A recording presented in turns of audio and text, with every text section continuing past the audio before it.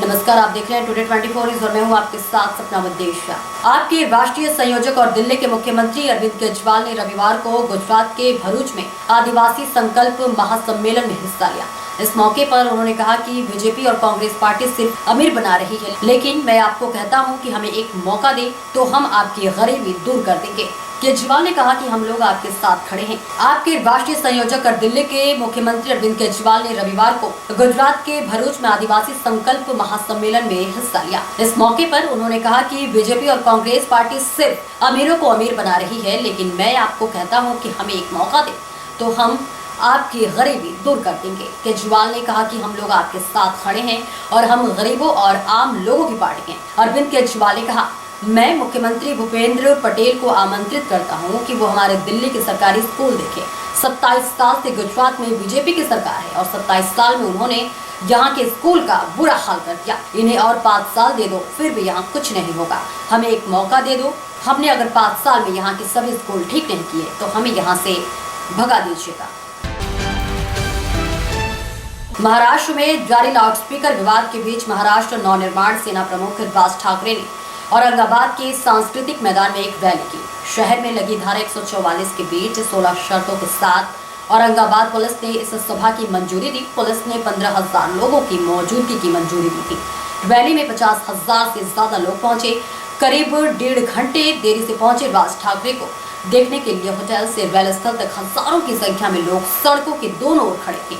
राज ने छत्रपति शिवाजी महाराज की प्रतिमा पर माल्यार्पण कर रैली शुरू की। लोगों को महाराष्ट्र दिवस की शुभकामनाएं दी। इसके बाद कहा, लाउडस्पीकर पर अजान होगी तो हनुमान चालीसा भी होगी। अगर वे नहीं माने तो हनुमान चालीसा दोगुनी आवाज से चलाई जाएगी। हम शांति चाहते हैं, विवाद नहीं। देश में कोरोना के मामलों में थोड़ी राहत की खबर है। लगातार दूसरे दिन कोरोना के मामलों में कमी दर्ज की गई है। बीते 24 घंटे में कोरोना के 3,157 नए मामले सामने आए हैं। स्वास्थ्य मंत्रालय ने बताया कि इस दौरान कोरोना से 26 लोगों की मौत हुई है। कोरोना के एक्टिव मामलों में लगातार इजाफा हो रहा है। मंत्रालय ने बताया कि बीते 24 घंटे में कोरोना से 2,723 लोग ठीक हुए हैं। इसके साथ ही कोरोना के एक्टिव मामले बढ़कर अब 19,500 हो गए हैं। बता दें कि देश में लगातार दूसरे दिन कोरोना के मामलों में कमी दर्ज की गई है। प्रधानमंत्री नरेंद्र मोदी जर्मनी के राजधानी बर्लिन पहुंच गए हैं। कुछ देर बाद वह जर्मन चांसलर ओलाफ स्क्लोज के साथ छठे Bharat Germany inter governmental consultation में शामिल होंगे। फिर शाम को बर्लिन में भारतीय समुदाय को संबोधित करेंगे। इसके बाद 3 मई को इंडो नॉर्डिक सम्मेलन में हिस्सा लेंगे। फिर डेनमार्क की राजधानी कोपेनहेगन में भी भारतीयों को संबोधित करेंगे। सबसे आखिर में पीएम मोदी पेरिस में फ्रांसीसी राष्ट्रपति इमैनुअल मैक्रों से मुलाकात करेंगे। यह पीएम का इस साल का पहला विदेशी दौरा है। वह 2 से 4 मई तक अपनी इस यात्रा में 3 यूरोपीय देश जर्मनी, डेनमार्क और फ्रांस जाएंगे। पढ़ाई के नाम पर पाकिस्तान गए कश्मीरी छात्रों में से कुछ वहां से आतंक की ट्रेनिंग लेकर लौट रहे हैं।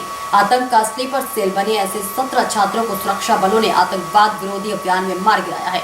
मारे गए सभी 17 पाकिस्तानी युवक वैध यात्रा दस्तावेजों पर पाकिस्तान गए थे।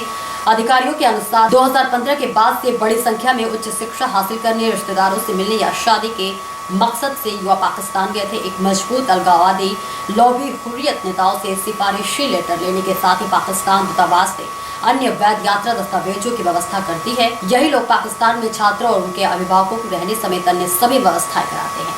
इन युवकों को सीमा पार बरगलाया गया और उनमें से कुछ को हथियारों का प्रशिक्षण दिया गया या स्लीपर सेल में भर्ती किया गया ताकि सीमा पार बैठे हैंडलर के साथ साझा करने के लिए जानकारी एकत्र किया जा सके।